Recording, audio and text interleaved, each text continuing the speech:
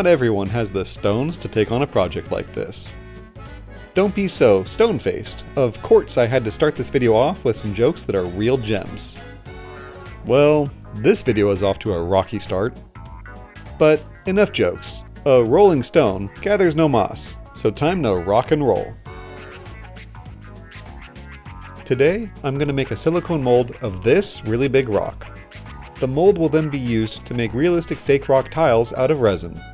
Those rock tiles can then be used to make a lightweight, decorative fake stone wall.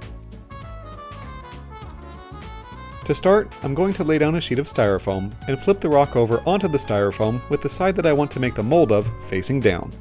Next, I trace out the basic rough shape of the rock onto the styrofoam with a marker.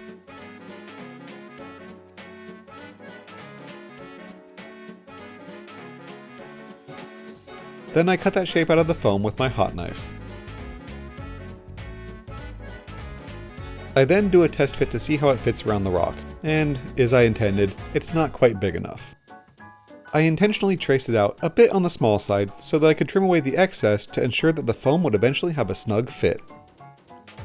With the foam getting close to fitting the way that I'd like, I prop the rock up so that I can get better access, and then finish trimming the foam down. With the foam now fitting properly, and liking how much the eventual fake rock tile will protrude from the wall, I move on to hot gluing the entire perimeter of the seam between the foam and the rock. For any spots where the hot knife left a larger gap, I first fill it in with a scrap piece of styrofoam and then securely hot glue it into place. I have to be very careful that I fully seal the entire gap all the way around. Silicone is exceptionally sneaky, and it will leak out of the mold box all over my workbench through something even as small as a pinhole.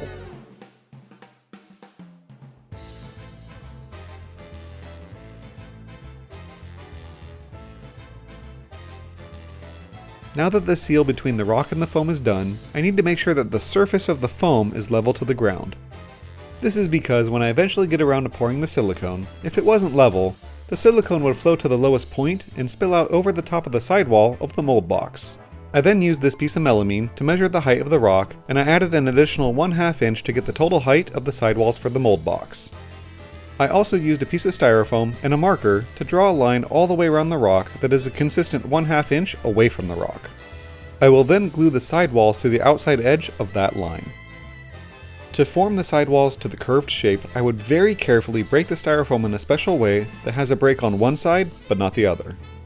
This allows me to flex and bend the sidewalls to fit the line that I drew. Once I've gotten the sidewalls to fit the curves, I glued them into place, making sure that there is a complete seal all of the way around the bottom of the walls. I also reinforced the gaps where I broke the foam with hot glue to make sure that the breaks didn't accidentally go all of the way through and could potentially cause a leak.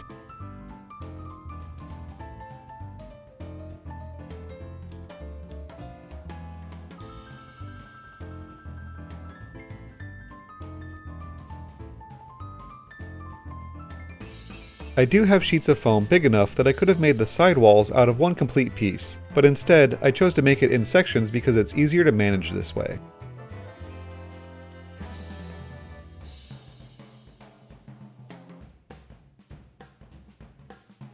The curve on this section was too sharp for the foam to manage, so to make it easier to work with, I cut it in half.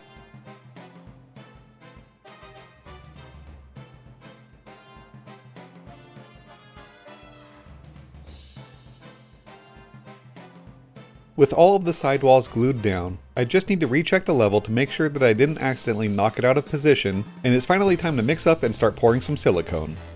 For this project, I'm going to use Mold Max 30 from Smooth On. I'm not sponsored by any of the products or tools that I use in this video, it's just what I'm using.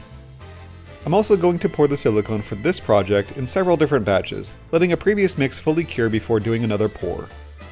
As I learned from making the molds for my fake books, the weight of the silicone can blow out the seams of the mold box and make a huge mess.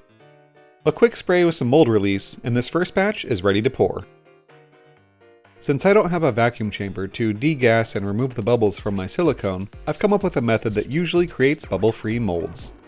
I start by pouring a small amount of silicone over the entire rock, and I let gravity pull and stretch it so that it becomes a very thin layer. Eventually, this layer becomes so thin that it can't hold any bubbles and they all pop. After all of the bubbles have finished popping, I pour the remainder of the silicone. In the instance of this particular mold, I allowed the first pour to fully cure before mixing up a second batch. I did this because I wanted the silicone at the bottom to solidify before adding any more silicone, thus adding more weight. This way, the batch of silicone from the first pour will help hold the mold box together and also hopefully prevent any leaks or failures.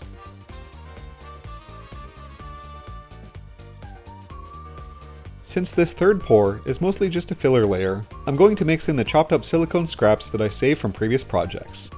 Much of this silicone is the little bit that gets left over in the mixing bucket, or drips that end up on my workbench, or sometimes an entire mold doesn't work out, so I cut it up and the little bits end up here.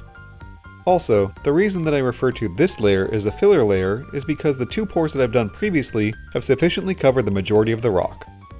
I'm really just filling in the empty space that is created above the rock because one small section of it is much higher than the rest.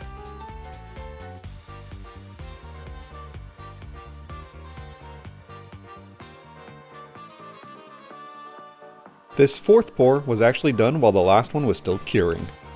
The third pour seemed to have some empty spaces due to the silicone confetti, so I mixed up this batch and poured it right away so that the little bubbles might get filled in.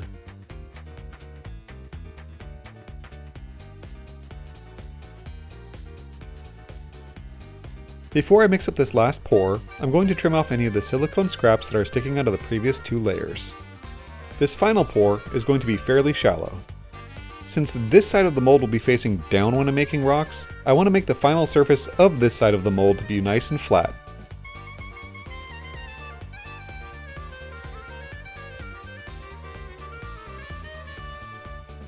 Alright, time to demold this thing and see how it turned out.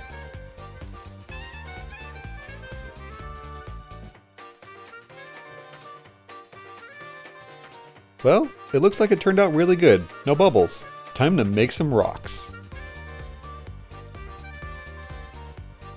I just need to trim off the excess silicone and I'll get to work making some fake rocks.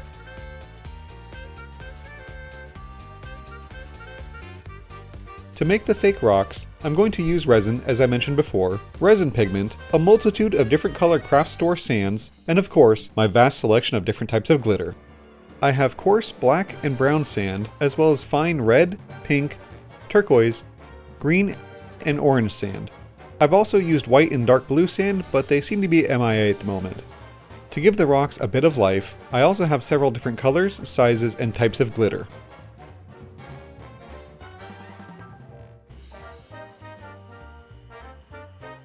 To start, I'm going to mix up a small batch of resin and mix in a bit of glitter. For this rock, I'm going to use this gold color.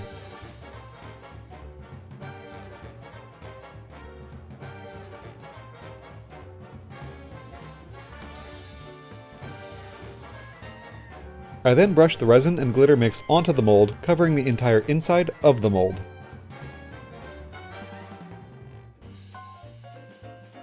With the mold fully coated, I then sprinkle some of this coarse sand onto the layer of resin.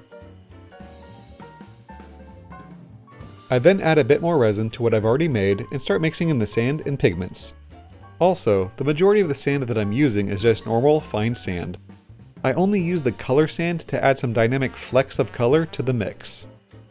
I keep adding the sand until the mix is solid enough to hold its own shape, but not so dry that it crumbles. Unfortunately, it's not something that I can easily explain or show on video, it's just trial and error and something that I can feel as I'm mixing the sand and resin together. With the resin and sand mix how I like it, I use a chip brush to start packing it into the mold and spread it around. When all is said and done, I want this layer to be about 1/8 of an inch thick. In some places it may be thinner, and in some places it may be more. It really depends on the contours of the mold.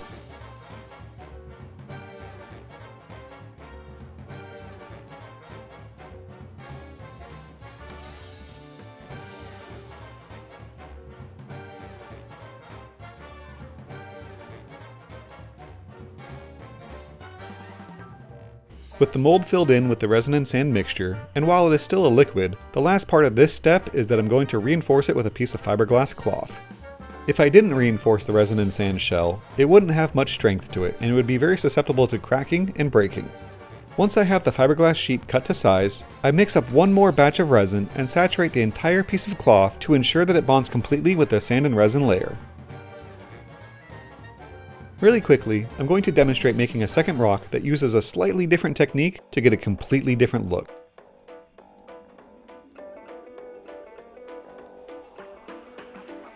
Basically, I'm just adding some white pigment to the first resin and glitter coat. Also, instead of coating the entire inside of the mold, I'm just going to coat the mold in patches.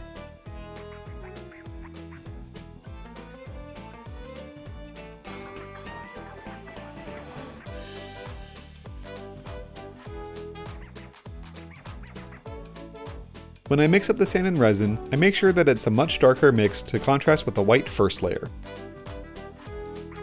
Then I fill in the mold, the same as I did with the first one.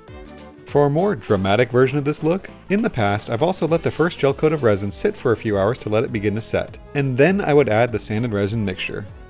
Doing this would keep the two batches of resin from mixing and diluting the contrasting colors.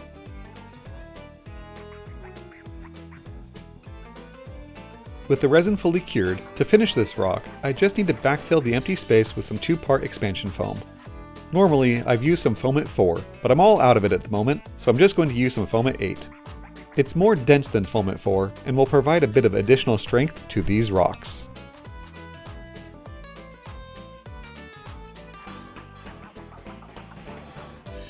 And there they are.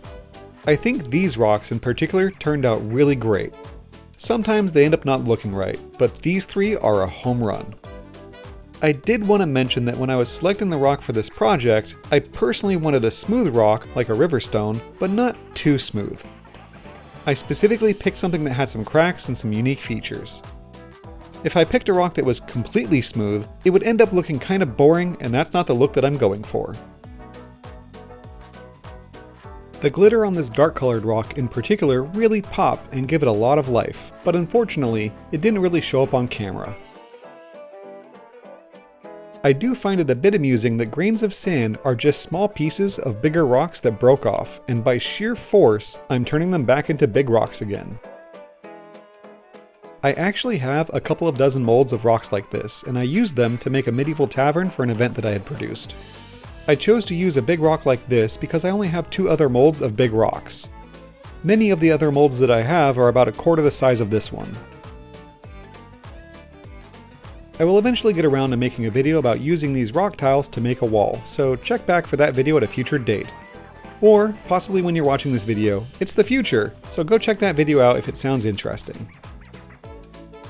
With that, I hope that this video was helpful, and I'll see you all next time.